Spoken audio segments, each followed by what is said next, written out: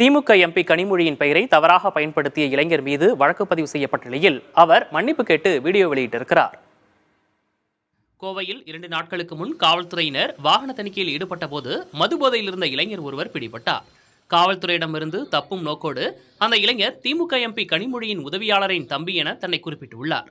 அவரை காவல்துறையினர் தொடர்ந்து தடுத்து நிறுத்தியதால் வாக்குவாதத்திலும் ஈடுபட்டுள்ளார். அது தொடர்பான வீடியோ சமூக வலைதளங்களிலும் பகிரப்பட்டது. அவர் மீது காவல்துறையினரை பணி செய்ய விடாமல் தடுத்தது, கண்ணியமிக்க தலைவரின் பெயரை பொதுவெளியில் தவறாக பயன்படுத்தியது உள்ளிட்ட பிரிவுகளின் கீழ் வழக்கு பதிவு செய்யப்பட்டது. இச்சூழலில் அந்த இளைஞர் மன்னிப்பு கேட்டு வீடியோ ஒன்றை வெளியிட்டுள்ளார். காவல்துறையினரிடமிருந்து தப்புவதற்காகவே கனிமொழியின் உதவியாளரின் தம்பி என கூறியதாகவும் அவரை யாரென்றே தனக்கு தெரியாது என்றும் குறிப்பிட்டுள்ளார். அப்போ இருந்துட்டு கொஞ்சம் ட்ரங்க் போர்டில் இருந்ததுனால போலீஸ்கிட்ட தப்பான வார்த்தைகள் பேசிட்டேன். அது சாரி. அது மட்டும் இல்லாமல் பப்ளிக் பிளேஸில் இந்த மாதிரி கனிமொழி எம்பி மேம் அவங்க நேமை யூஸ் பண்ணது தப்பு தான். அவங்க பிஏ யாருன்னு எனக்கு தெரியாது. எனக்கும் அவங்களுக்கு எந்த வித ஒரு சம்மந்தமும் இல்லை.